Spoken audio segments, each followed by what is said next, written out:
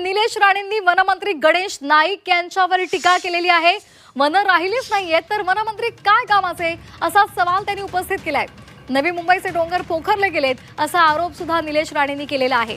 Naik TRP मिळवण्यासाठी व्यग्र आहेत असा घणाघात निलेश राणेंनी केलेला आहे। त्यांनी गणेश नाईकांवर टीका केलेली आहे। तर गेल्या काही दिवसांपासून आपण पाहतोय, खरं तर गेल्या काही महिन्यांपासून गणेश नाईक विरुद्ध एकनाथ शिंदे असा सामना आपण पाहिलेला आहे।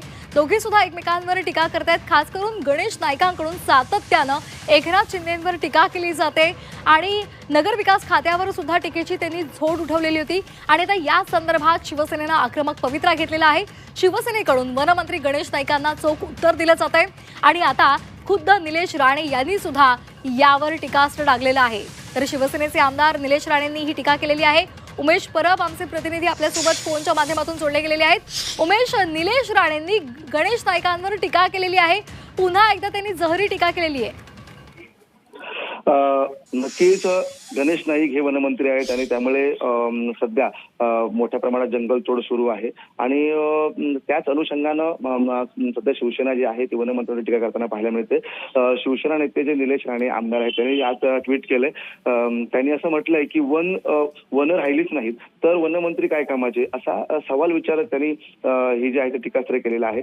आपण जर पाहिलं असेल तर सध्या जी वृक्षतोड आहे आणि त्या कोकणामध्ये सुद्धा आता मोठ्या प्रमाणात वृक्षतोड जंगलतोड जी आहे ती सुरू आहे आणि त्यामुळे या संपूर्ण प्रकारामध्ये जेव्हा ही वृक्षतोड सुरू आहे त्यामध्ये जे वन्य प्राणी आहेत त्यांना देखील त्रास होतोय असं देखील या ठिकाणी निलेश राणे म्हणतात आणि त्यामुळे त्यांनी थेट वनमंत्र्यांवर टीका करत ट्विट करत जर वन राहिलीच नाहीत तर वनमंत्री काय कामाचे असा सवाल देखील यांनी केलाय। अगदी त्यामुळे पुन्हा एकदा भाजपवर निलेश राणेंची ही टीका पाहायला मिळते। त्यांनी वनमंत्री गणेश नाईक यांच्यावर टीका केलेली आहे। धन्यवाद दिलेल्या सविस्तर माहितीसाठी।